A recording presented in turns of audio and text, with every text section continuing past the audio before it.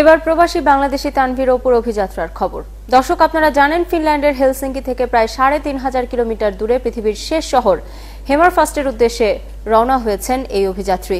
এরই মধ্যে তিনি পৌঁছে গেছেন সান্টা ক্লজের বাড়ি নামে পরিচিত ফিনল্যান্ডের রোভারি শহরে। এখান থেকেই প্রতি বছর উপহারের ঝুলি হাতে বেরিয়ে পড়েন সান্টা ক্লজ। বাকিটা শুনুন অভিযাত্রী তানভীর অপুর নিজের মুখেই।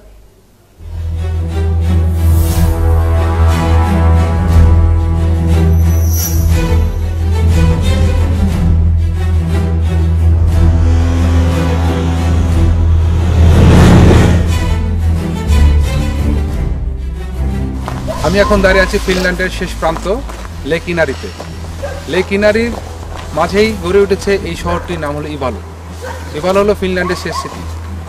এরপরে আমরা চলে যাব নরওয়ের সেই পৃথিবীর শেষ প্রান্ত উত্তরের নাম হলো হ্যামারফেস্ট এবং নর্থ ক্যাপ। আমি গত 2 দিন ধরে এই জায়গাতে এসে পৌঁছেছি 1400 কিলোমিটার জার্নি করে। হেলসিঙ্কি থেকে রওনা দিলাম। রওনা দিয়ে আস্তে আস্তে আমরা রওনা দিয়ে আসলাম মিক্কালি থেকে লাহাতি থেকে ইভাস্কোলা আসতে ধীরে তারপর ওলুতে।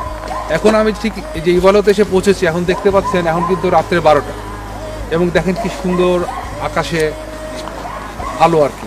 এখন ল্যাপল্যান্ডে 17 ঘন্টাই দিন।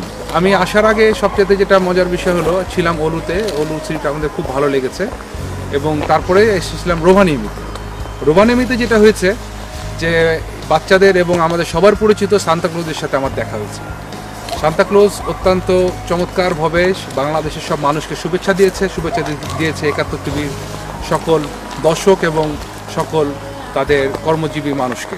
Hello, greetings from Santa Claus, Rovani. Happy Christmas and very nice day for all people. Hey Kato, yes, Santa Claus coming. তো সান্তা ক্লজের সাথে দেখা করে আমি চলে গেছিলাম আর্কটিক সার্কেলে।